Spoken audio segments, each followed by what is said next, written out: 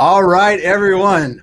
Welcome once again to the Faces of Business. I'm your host, Damon Pistolka, and boy, am I excited today. I am really jacked about this. I have got with me Jason Forrest. Jason, welcome. Awesome. I'm glad to be here. It's 5 o'clock Central Time. I've had a day of prospecting, woke up my normal rituals to wake up at 4:30 every morning, go through a bunch of stuff. And so I'm fired up. Dude, I knew I liked you before this. I'm one of those crazy guys. I get up at 4:30 in the morning. And today I woke up at 3:40 something and I was like, man, I need to get up because I had some inspiration, need to write, need to go through my routine because I'm one of those people that says if I start my morning with something that gives me knowledge, gets me refreshed, or knowledge, inspiration, and energy. Those are the three things that I try to inject before I get any other influences, because then when I hit the day, it's like you're just like a Mack truck rolling through stuff. So love to hear that. And I forgot to say the company too. It's Forrest Performance Group. You've got an awesome company that helps develop sales warriors, man. And that's what I want to talk about today. And thanks so much for being here, first of all. And let's start with your background, though, because I really like to understand and let the people that I interview talk about their background and how that really led you to where you are today. Yeah. So quick story. I was very fortunate. My father owns a jewelry store. He's 82 years old. He's had this same jewelry store now for 42 years. So I'm 42. Nice. So my whole life he's had this jewelry store. It's the oldest jewelry store in North Dallas. And so my whole life, I grew up in this kind of small business selling environment where where customers would come in and they were looking to buy a diamond ring, and they were competing against, he was competing against Tiffany's and Bachendorf's and Jared's and Gordon's, and he would have to convince them that his diamond was better than the diamond next door, even though they all buy the diamond from the same place. Yeah. And so I learned from him how important it is to sell the emotion. He taught me a really cool technique when I was 8 years old. And he said, son, all you have to do is ask them to tell you their story of how they met. If they just start telling you the story of how they met, then they anchor an emotional connection to you. And then you now have to find them a diamond that is symbolic to the life that they want to create together. And when you find that diamond that is symbolic to the life they want to create forever, then they'll of course choose from you over Tiffany's or Bachendorf's or Jared's. So I learned that at a very young age, the importance of that, which I think is a good lesson for all of us, because right now, think of how many people are listening to this message right now that you feel like you're selling the same thing as the guy next door or the company next door. And you're like, well, how am I any different? The only way I can change it up is if I lower the price or I give a new incentive. But that's not the technique. The technique is you have to sell the value, you have to sell the emotion, you have to sell the why. You have to just be a superior sales warrior than anyone else. You have to connect differently. Yeah. And you said, first of all, that's absolutely incredible that you learned that at 8 years old, and that your father taught you that emotional connection, because that is so powerful. And a friend of mine, Alon Zyber, talks about emotional intelligence and creating that emotional connection when you're selling. It is so important. But the way that your father explained that to you and the way that you just told it is absolutely so powerful in that situation. I can imagine that you would be very, very successful selling like that. Yeah, so that was very helpful. And then the second thing, my kind of upbringing, my mom is a professor. She actually just retired this year. She's been teaching public speaking and debate at a college level for 50 years. Nice. And one of the things that she really taught me that is so true to this day is she would say, in a debate, it doesn't matter what you believe, it matters what you can prove. Yes. Which, think about that as a sales warrior that's listening right now, is you might believe that your product or service is superior and better than your competition, but can you prove it? Do you have the evidence to back it up? Yeah. Can you show them why it's better? If you're 20% more than the competition, well, then why does it, why? Like, what's the evidence to back up why you're 20% more? And so that evidence is very important. So it doesn't matter what you believe, it matters what you can prove in the court of law, just like in sales. And then the third thing was my Sunday school teacher growing up was Zig Ziglar, which was really cool. You know, I was very no. Let's just back up a second. The real Zig Ziglar. The real Zig Ziglar. Yep. So, and I, of course, I didn't really know who he was, right? Yeah, so, no doubt. Yeah. I didn't really understand or appreciate who he was. I just thought he was a very motivational guy that my parents, I went to his Sunday school growing up. And in Sunday school, I had like 100 something people in his class, but it was just, what I learned from him was just the power of attitude. He was just all about attitude. He was all about, your attitude will determine your altitude. And so that was really what I took from that. And that's really shaped me, I would say, who I am today. And so selling for me was always a plan A career versus a plan B. I think most human beings, unfortunately, it's a plan B career for them, not a plan A career. And so I really felt early on in my life that I wanted to ignite the pride, purpose, and respect professional selling. And I went out to go and seek that and try to be a master of that craft, or that art form. Just like a martial artist tries to be a master of a martial art craft form, I think selling's the same way. But the problem is that I found that so many sales trainers out there are more theorists than practitioners. And that was very frustrating to me. And so even though I studied all of them, I just had this inkling inside of me that a lot of them were more consultants. They were more kind of researchers and students of it, but they weren't practitioners. They didn't kind of live what they preached. And so I went on to start my own training company many years ago now. And my whole goal was to be the first sales training company that was created by a sales practitioner. So even to this day, I still prospect every day. Even to this day, everything that every video I create, every lesson that I teach, even though I've got many, many trainers now all around the world that teach the concepts that I create, before they're allowed to teach anything I create, I personally have to vet it and I have to do it. Yeah. So I have to say, not just I believe this will work, not just I think it'll work, not just the research says it'll work, but I, Jason Forrest, have practiced this routine and this is the result that I have received. So therefore it's like it works now. Like, right. So I feel like with integrity, I can tell people it works. Well, the comments I get, like I was just on a graduation call today with one of my trainers, took a team of salespeople through a program, our 90-day program. They were graduating today. And one of the veterans said, I just tell you right now, I can't stand training. I hate training, but man, you've really proved me wrong on this thing. This thing is a very different approach. But what he was saying is that he's just sick and tired of being a sales veteran, being taught by these sales posers, these philosophies that are not real in the real world. They're not what real people do. And so they're tired of the textbook college way of selling and they want real stuff. And so I told him today, I said, that's the greatest compliment you could possibly give me is when a veteran says this stuff is legit and this is real. Yeah, no doubt. Hey, I think you're reading my mind, man. You're reading my mind. Because I agree with you 100% when it comes to a lot of people lead people down lead others down paths as gurus, trainers, whatever, without really living the life, fighting the battle.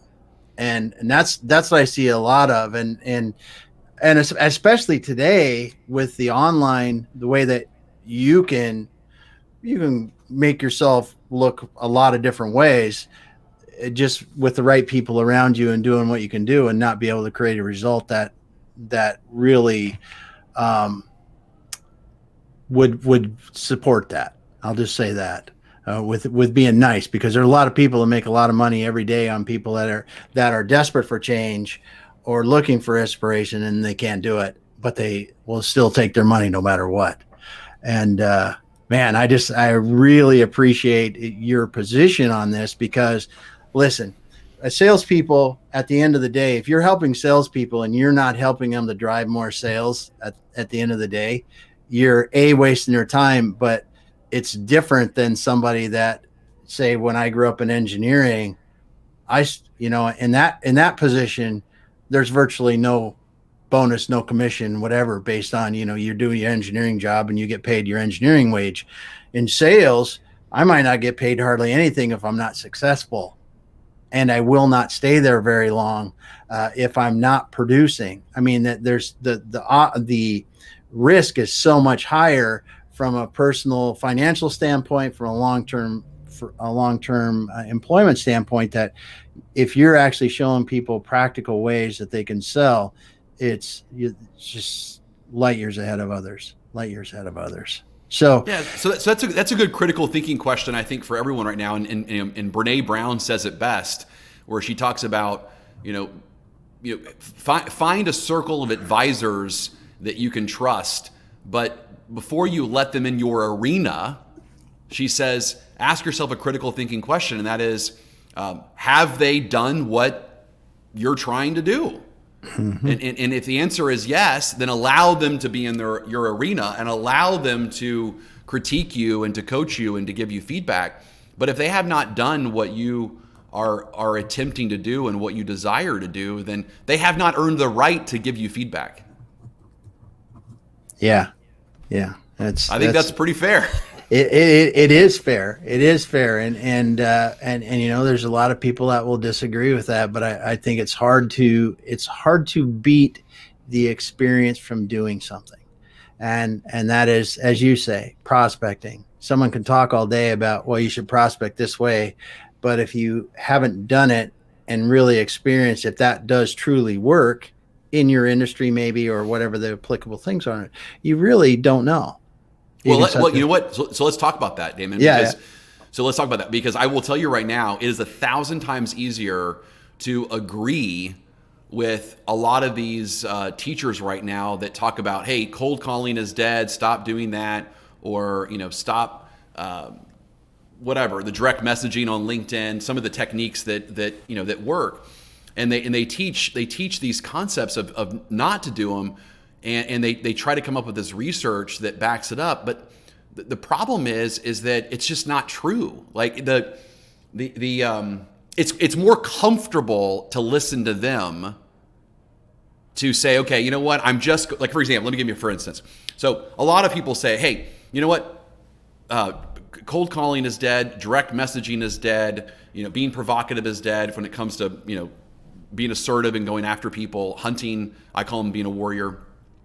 So instead they'll say, hey, just be on LinkedIn and just post something every day. And as long as you post every day, and as long as you're in groups, as long as you're posting, as long as you're contributing, then people will come to you. Well, that is just 100% false. Okay? Yeah. You might have like 1 out of 1,000 times that you post something, someone comes to you and says, hey, this is really interesting. Do you have any service that can talk about, that might happen 1 out of 1,000 times, but you have to go after the business. You have to work it. So for example, okay, what do I do then? Well, what I do is if people follow me, I post stuff every day. We post every single day. So I personally post at least once a day. My company FPG posts 4 to 5 times a day of content that we're constantly pushing. And then what do? Here's our technique. What we do is we wait for people to like us. So one of the techniques we do is people will like or they'll comment on our post. So we call it, Damon, check this out. We call it trolling for money. It's like fishing for dollars, right? Yeah. So anyone who likes or comments on our stuff, well, then we look at that and we go, okay, is this a potential customer? And then we direct message them. Yep. And then we go one step further to not just direct message them, but then using a tool called Seamless, which we prefer. So we use Seamless and we immediately get in there and we find their email and we find their phone number, and then we reach out, we send them an email, we send them a dub video. Hey, this is Jason Forrest. I saw that you commented on my post talking about, blank and blank. Would love to have a further conversation with you about how we can help you do blank and blank. So right at the bottom of this video, you could respond back with an email, tell me a good time to talk, or I have my calendar link. Just go ahead and put yourself on my calendar, find a convenient time, and love to talk to you about how we can help you do blank. Yeah. And here, The people that say that you don't have to be offensive in sales are wrong. It's simply wrong. I mean, you put yourself in the right position, like you're saying, by the posting and doing what you're doing, and then that outreach that you're doing is all offensive at that point, and it's offensive, and I'm probably not using the right words, but courteous. It's not, you're not going out there, hey, you're just saying, listen, I'd like to talk because I've taken the time to look at you or what you're about, and I think it might be worth us talking, rather than the spray and pray, which is, I think, what some people are talking about, or where I'm just going to go, I'm going to blanket these 10,000 people, and I'm going to send them an email no matter what, and I'm going to, or I'm going to direct message them. And that's completely different. What you're talking about is it's offensive, but it's targeted offensive. It's about someone that is connected with what you were saying, and what you're saying is probably relating to what you do. And if you do that in the way that I've seen you do it, that's very effective. So that's cool. Yeah, it's very effective, right? And so, to me, I mean, so a simple technique that I use is 4 steps. So 4 steps. This comes from kind of all my background in persuasion and so forth, but 4 simple steps when it comes to direct messaging people, when it comes to creating my dub videos. So again, I use dubb.com Yep. versus BombBomb. I'm sure there's plenty of tools out there. I've tried many of them. I prefer Dubb. I don't get paid from them. I should, but I don't, because I recommend them to everyone. So yeah. But the four techniques or 4 steps I use is, number 1, whenever you're following up or direct messaging someone, make sure that, number 1, you make it personal. Okay. Yep. So number 2 is you disrupt the pattern. So disrupt the pattern is a very important set of skills when it comes to selling, and that is, you just have to change it up, right? So the sameness. So the death of a prospector is sameness. Yep. So everyone write this down. The death of a prospector is sameness. So if you are saying the same thing, doing the same thing that everyone else is doing, it's the death, right? It's just noise. So you have to disrupt the pattern in some way. The third is you have to teach them something new, because if you can educate them on something they've never thought about before, I promise you they will pay attention. And then number 4 is you have to have a call to action. Yep. So like I got direct messages recently from someone who creates these some sort of audio portfolio, like a motivational video. They kind of take my content and turn it into a motivational video and then push it out to a bunch of people. And he gave me some really cool stats in his direct message. And I mean, I get probably 100 direct messages a day. Yeah. People trying to solicit their stuff to me. And I'm okay with it. I mean, I just kind of scroll through it, right? Yeah. But it's normally all noise. But I'm a buyer. I'm a buyer in the sense I'm looking for something that's going to improve my business, improve my life, make me more money, solve a problem. And so I just scroll through it very quickly. And if you can disrupt the pattern with me, if you can teach me something new, if you can make it personal in some way, well, then I immediately kind of pay attention to what you're saying. And then if it's a strong enough offer, then I'll respond. Like in this guy's case, I responded and I said, hey, this is pretty cool. Tell me more about this, and how much does it cost, and what's the deal? And so we're kind of currently in a dialogue. I mean, I haven't done business with him yet, but out of the 100 in that one day, he's the only one I've responded to. Yeah.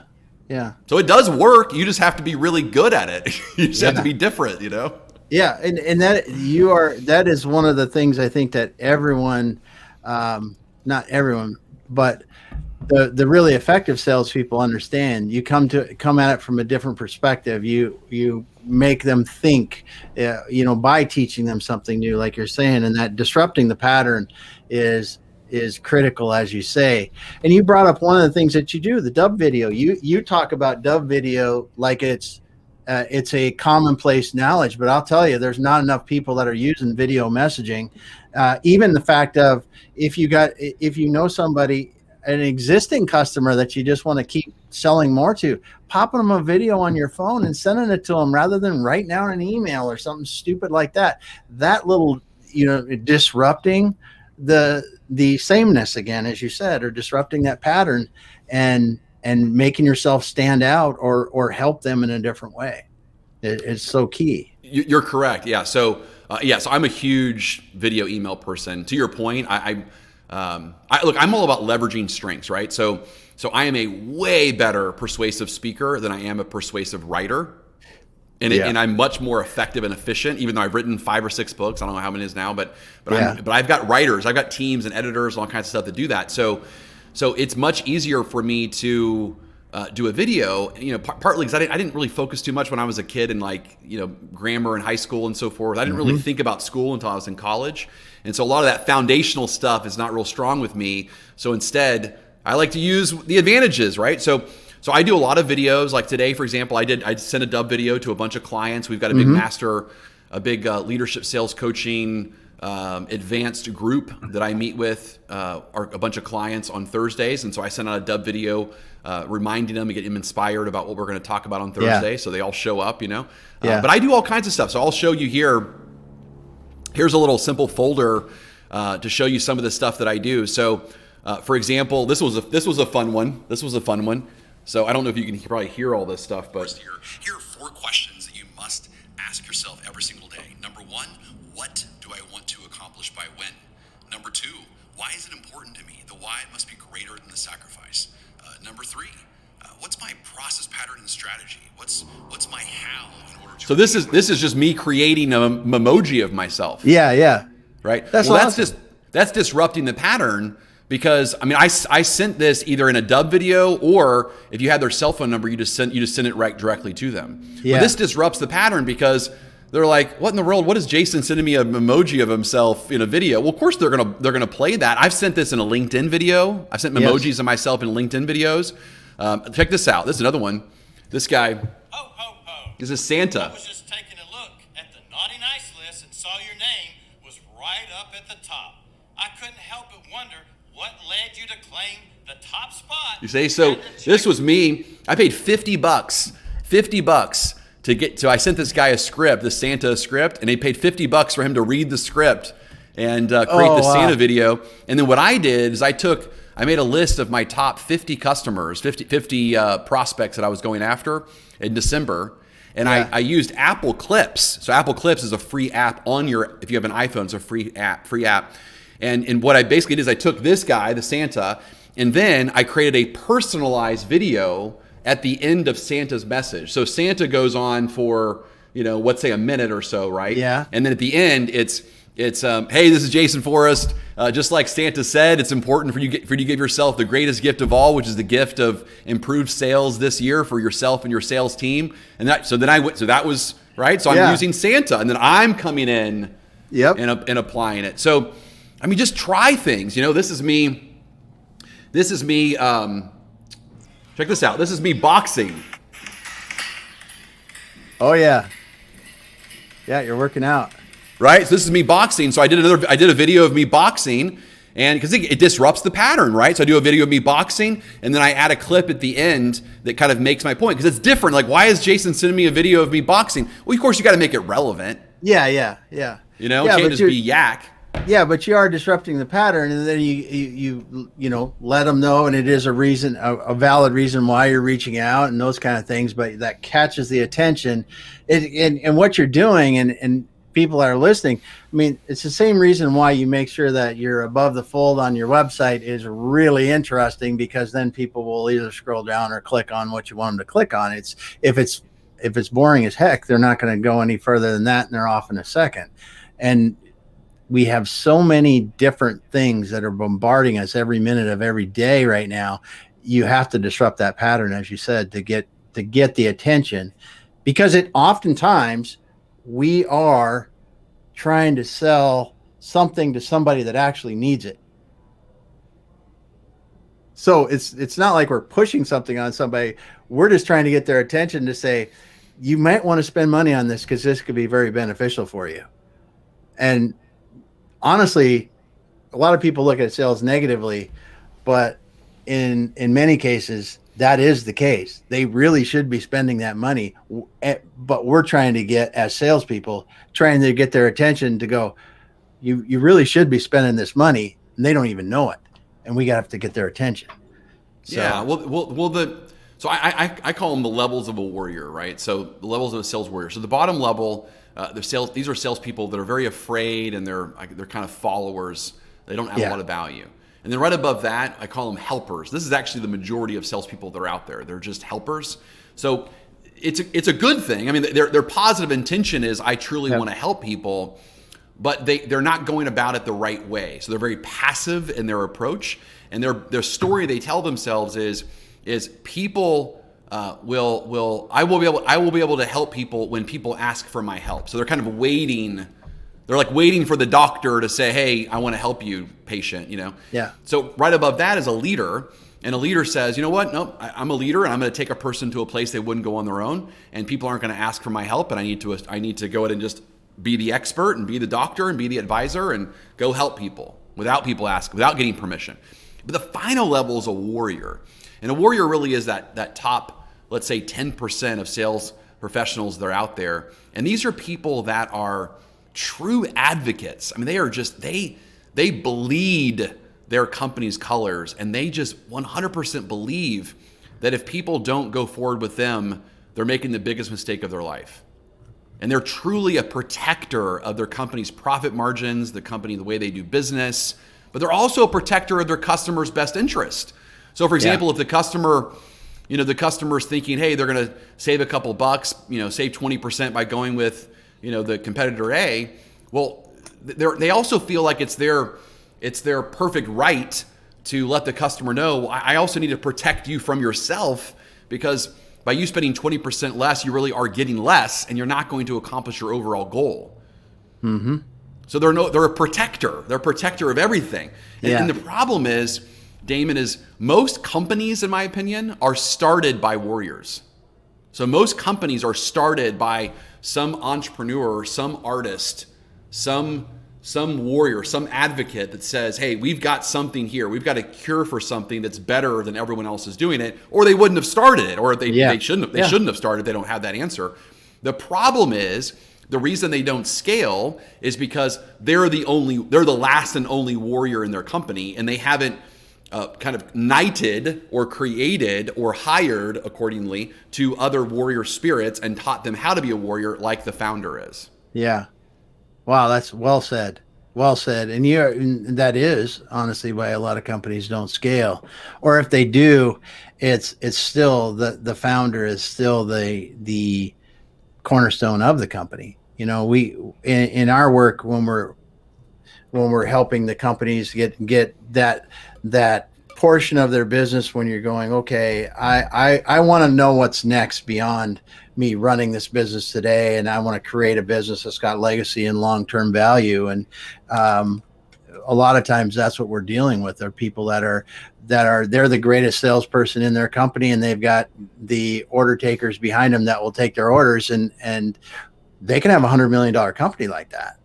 They can be but their company to an outsider is worth very, very little, because they have no sales warriors in there that can carry on that tradition of making those relationships and helping those companies by showing them what they do so well, and helping those customers decide that we have times that you simply can't change that in some people. I was on a conversation 2 weeks ago with a larger construction company, and I don't mean huge construction company, but it was tens of millions of dollars in revenue, and the owner was that person that still did that in their company, and they were wondering why they've been they came to us after several tries, and I said, listen, you have a choice. We either get you to this position, because this is why it's not happening right now. Either you have to move into that position where you have other warriors. In your terms, I didn't have the term then, but I will steal it from you. But they had no warriors. He was the warrior, and a lot of other followers behind him that executed very nicely. But it is something that plagues many, many, many, many businesses, especially in the smaller, but even in the larger. And I've honestly, I've seen it up in companies that are over $50 million, that owner is still the reason why they do what they do and can do what they do. And And then they wonder when they look at a private equity company trying to buy them because they're in the size that they should be able to be bought, and they should be bought for 40, 50, 60 million dollars. And a private equity company looks at them and they pass, first of all, or they, cut the value down to half of what it's worth. I had a client 2 years ago that was in that situation. And it's simply because they had not created those warriors in their organization. So I don't know if you've ever got called in on that situation, but I think the people that you create would be very valuable in those situations. Yes. So okay. So let's address that, because I think that's actually a really good. I said about 100 things there, but well, no, let's address that. It's a really good question. So the question is as a founder, how do we kind of start slowly letting go of being the primary warrior, and how do we kind of teach others to be that warrior? So I'm going to teach you a concept that I think is pretty powerful. I remember the first time I said it at a C-suite event with a guy named Jeffrey Hazlett, former CMO of Kodak, and he was a celebrity judge on The Apprentice and so forth. He was like, wait a minute, what is this, Jason? Like, he was like blown away with this simple concept. So the simple concept is know, show, do, teach. Mm-hmm. Know, show, do, teach. So any manager, any leader on the call right now, I want everyone to be very clear. Your value is equal to how many people can you create that can, number one, be self-sufficient, which means they do not need to be managed and supervised by you. And number two, that you create to be better than you, to replace you, to create a legacy. So your value to your organization is determined by, number one, how many self-sufficient employees can you create? Again, which means they can do the job without your supervision. And number two is that you can create leaders to replace you. Okay, so, well, how do we do that while we're trying to run a company and while we've got, when the founder is also the best salesperson? How does all this work, Because I don't want to just hand all this stuff off, Jason, because if I hand it all off, then I'm not going to get the sales I need because I'm the best salesperson. I mean, I get it. I totally get it. So the technique I created is called know, show, do, teach. What this means is let's say you want to teach a salesperson how to do what you're doing. Well, the first thing you would do is you would give them the knowledge. So intellectually, you would say, hey, well, here's what I'm about to go do. So here's what I'm about to go do, okay? Then show, they shadow you, right? So they watch and they take notes. And while I'm doing this, make sure you take copious notes about everything I'm doing, okay? What I say, how I say it, when I say it, just the whole thing. So be a student of copying me. And then number three, so know, show, do, right, is then you have them do it in a role play type scenario. So now sales warrior. Now, what did you learn? Let's discuss what you learned, and I want you to kind of do it back, what you saw me do, ask me lots of questions, and then kind of demonstrate back to me, right? Then the next part of the do is they do it with a prospect while you are shadowing and providing air support and closing the deal if you have to.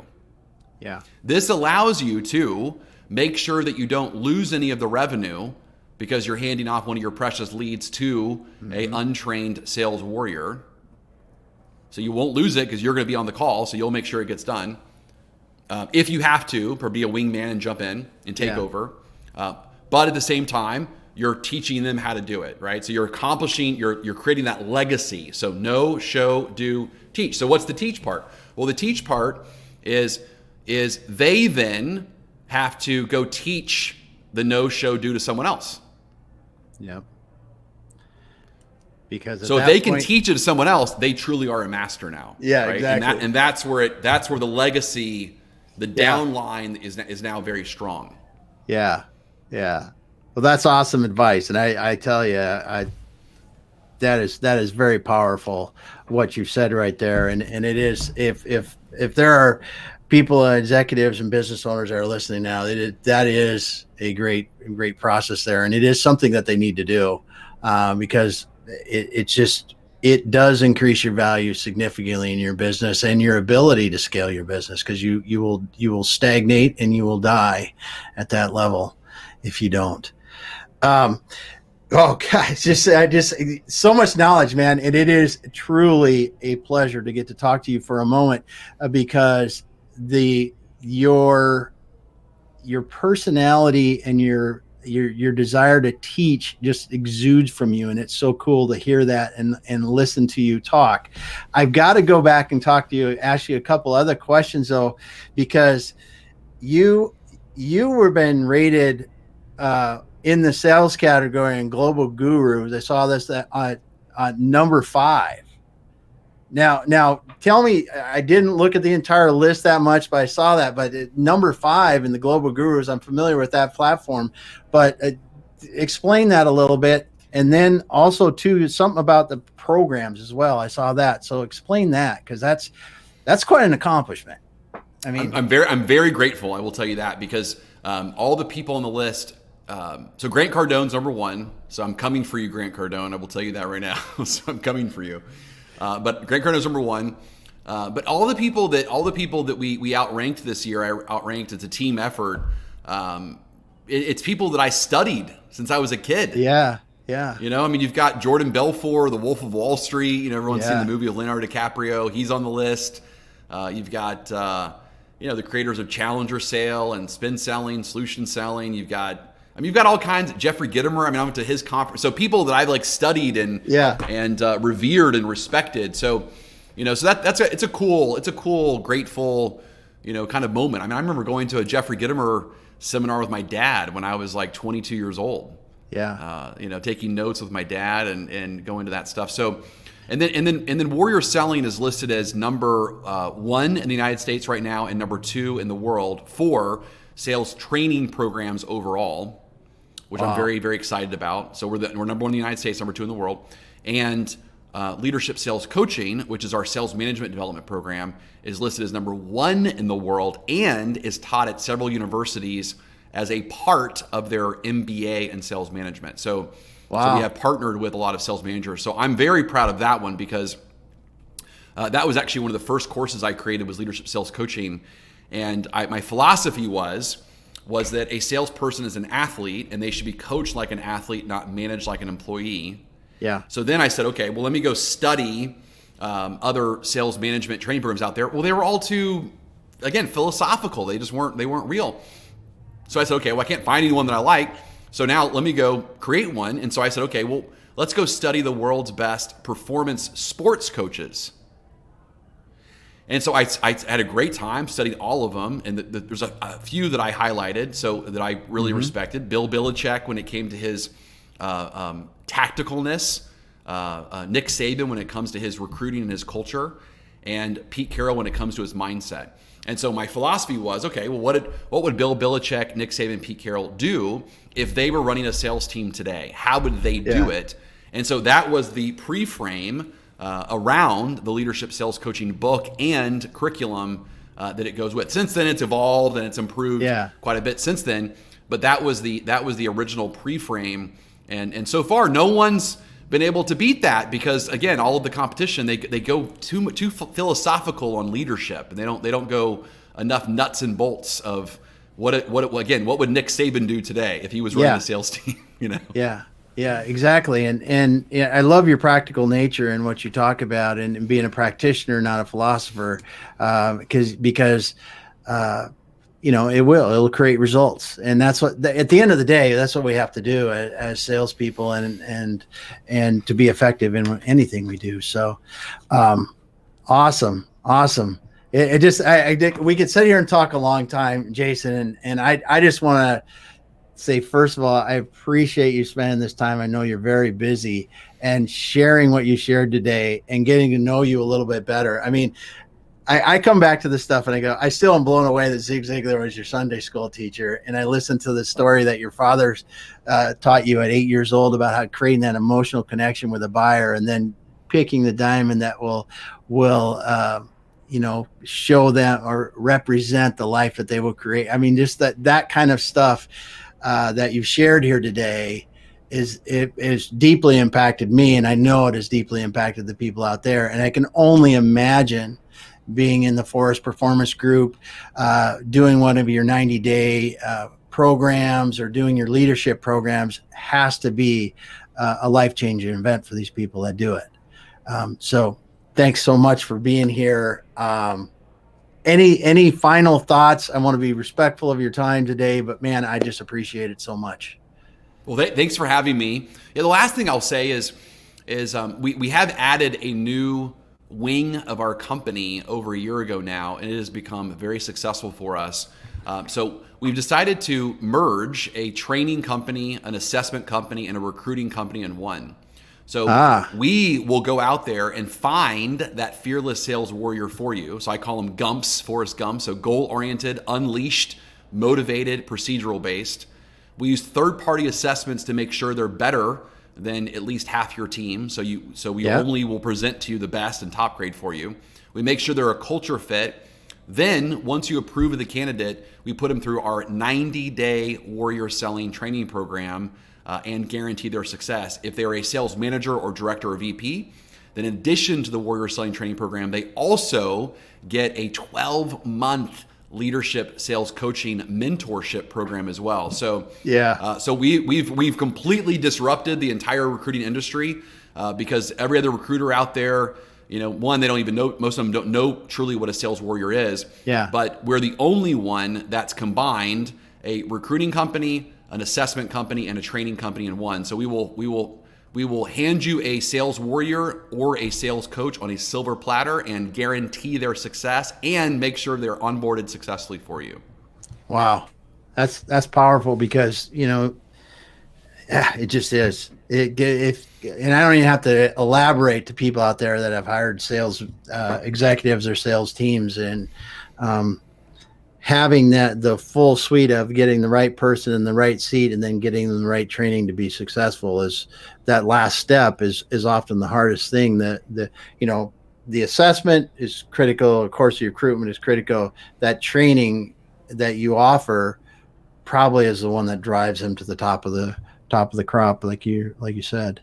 Yeah. So. And Damon, it gives our clients in today's a tough hiring environment, it gives our clients an edge because they're partnering now with FPG to do the onboarding.